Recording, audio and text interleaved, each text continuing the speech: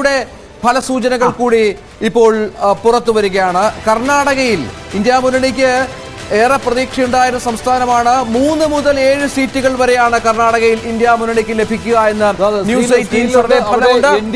23 മുതൽ 26 വരെ സീറ്റുകൾ NDA സഖ്യത്തിന് ലഭിക്കും. NDA എന്ന് പറയുമ്പോൾ BJPയും വരും, JDSും വരും. 23 മുതൽ 26 വരെ. ഇവിടെ രഞ്ജിത്ത്, ഇത് കോൺഗ്രസിന് കഴിഞ്ഞ തവണത്തേക്കാൾ നേട്ടമാണ് കർണാടകത്തിൽ ഉണ്ടാകാൻ പോകുന്നത്. പക്ഷേ കോൺഗ്രസ് ഇതിനേക്കാൾ കൂടുതൽ കർണാടകത്തിൽ പ്രതീക്ഷിക്കുന്നുണ്ട്. അവിടെ ഇല്ലേ 3 മുതൽ 7 എന്നുള്ളത് കോൺഗ്രസിന്റെ കണക്കിൽ ഇത് കുറവാണ്. കൂടുതൽ സീറ്റുകൾ കോൺഗ്രസ് പ്രതീക്ഷിക്കുന്ന ഒരു സംസ്ഥാനമാണ്. കാരണം അവിടുത്തെ ഭരണവുമായി ബന്ധപ്പെട്ട അഭിപ്രായ വ്യത്യാസങ്ങളൊന്നും വലുതായി ജനങ്ങൾക്കില്ല. ഈ പ്രജ്വൽ രേവണ്ണ വിഷയത്തിലൊക്കെ BJPക്കെതിരെ NDAക്കെതിരെ വലിയ നെഗറ്റീവ് ഫാക്ടേഴ്സ് സംഭവിക്കുന്ന ഒരു സംസ്ഥാനമാണ്. അവിടെ കുറച്ചുകൂടി 23, 26 എന്ന് പറയുമ്പോൾ കഴിഞ്ഞ തവണ 28-ൽ 26 സീറ്റുകൾ കിട്ടിയതാണ് അവിടെ BJPക്ക്. അപ്പോൾ അങ്ങനെ വരികയാണെങ്കിൽ കഴിഞ്ഞ തവണത്തെ നേട്ടം ആവർത്തിക്കാൻ കഴിയും. മോശമായി പോയാൽ പോലും ഒരു 5 സീറ്റുകളുടെ പ്രശ്നമേ ഉണ്ടാവുകയുള്ളൂ.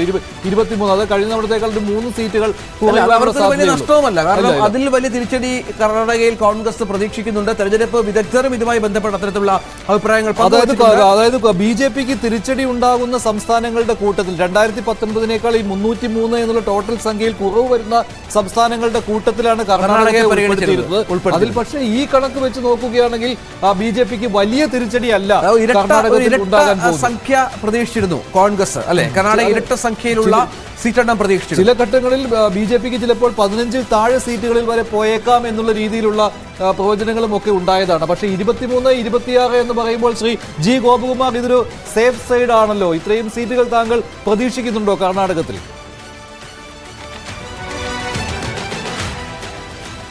വാസ്തവത്തിൽ ഞാൻ ഇത്രയും വലിയൊരു മുന്നേറ്റം BJPയുടെ ഭാഗത്ത് നിന്ന് കർണാടകയിൽ ഉണ്ടാകുമെന്ന് പ്രതീക്ഷിച്ചില്ല. കർണാടകയിലെ BJPയുടെ സ്ട്രെങ്തിനെ കുറച്ച് കാണിച്ചല്ല ഈ പറയുന്നത്. പ്രത്യേകിച്ച് ലോക്സഭാ തെരഞ്ഞെടുപ്പിൽ BJPക്ക് വലിയ ശക്തമായ ഒരു അടിത്തറയുള്ള ഒരു സംസ്ഥാനമാണ്. ഭരിച്ചിട്ടുണ്ട്. ഇപ്പോൾ കഴിഞ്ഞ അസംബ്ലി തെരഞ്ഞെടുപ്പിൽ തോറ്റെങ്കിലും ലോക്സഭാ തെരഞ്ഞെടുപ്പ് വരുമ്പോൾ അതിൻ്റെ പാറ്റേണേ ആകെ മാറി. അത്തരമൊരു പശ്ചാത്തലത്തിൽ BJP നയിക്കുന്ന NDAക്ക്, പ്രത്യേകിച്ച് ജനതാദൾ യുണൈറ്റഡ് കൂടി ചേർന്നപ്പോൾ അത് സംഖ്യാപരമായി വലിയൊരു ശക്തിയായി. ആ സംഖ്യാപരമായ വലിയ ശക്തിയാകുമ്പോൾ കഴിഞ്ഞ തവണ കിട്ടിയ 26, 25, 26 സീറ്റ് അതിനടുത്ത് എത്താനുള്ള സാഹചര്യം BJPക്ക് ഉണ്ടെന്ന് വേണം അനുമാനിക്കാൻ. പക്ഷേ ഇതിനകത്ത് നടന്ന കാര്യങ്ങൾ നമ്മൾ സൂചിപ്പിച്ചു കഴിഞ്ഞാൽ, ഒന്ന്, ഭരണത്തിൽ വന്ന കോൺഗ്രസ് ഗവൺമെൻറ് നയിച്ച ജനകീയമായ ചില പദ്ധതികൾ അത് സ്ത്രീകളെയും മറ്റും ആകർഷിച്ചു. മറ്റ് പാവപ്പെട്ട ആൾക്കാർക്ക് സഹായിക്കുന്ന രീതിയിലുള്ള ക്ഷേമ പദ്ധതികൾ വർദ്ധിപ്പിച്ചു. അങ്ങനെ ഒരു വശത്ത് ഗവൺമെൻറ് ഭരണത്തിൽ വന്നതേ ഉള്ളൂ, വിവാദങ്ങളിൽപ്പെട്ടില്ല. ജനകീയമായിരിക്കുമ്പോൾ യഥാർത്ഥത്തിൽ വിവാദത്തിൽ ചെന്നുപെട്ടത് NDA സഖ്യമാണ്. അപ്പോൾ പ്രജ്വൽ രേവണ്ണയുടെ ആക്ഷേപം, പക്ഷേ അത് NDAക്ക് ഒരു കണക്കിന് പകുതി ഭാഗ്യം ചെയ്തു എന്ന് പറയാം. കാരണം ആദ്യത്തെ തെരഞ്ഞെടുപ്പ് 14 മണ്ഡലങ്ങളിലെ തെരഞ്ഞെടുപ്പ് പൊട്ടിപ്പുറപ്പെട്ടത്. ഒരുപക്ഷെ അതിന് മുമ്പായിരുന്നെങ്കിൽ ഇതിൽ കഴിഞ്ഞിരിക്കുന്നു. പക്ഷേ ബാക്കി മണ്ഡലങ്ങളിൽ അത് സ്വാധീനിക്കാൻ സാധ്യതയുണ്ട്. അപ്പോൾ അങ്ങനെ ഒരു സാധ്യത വന്ന് BJP NDA സഖ്യം തന്നെ പൊതുവിൽ ഒരു പ്രതിരോധത്തിലാകുന്ന ഒരു കാഴ്ചയാണ് കണ്ടത്. തീർച്ചയായും താങ്കൾ യോജിക്കുകയാണ്.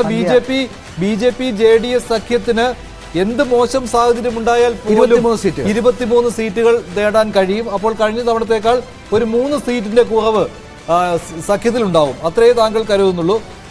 കോൺഗ്രസിന് പരമാവധി 7 സീറ്റ് എന്നുള്ളതാണ്. 7 സീറ്റ് വലുതായി പോയോ? ഒരുപാട് അത് തന്നെ മാക്സിമം എന്നുള്ളതാണോ?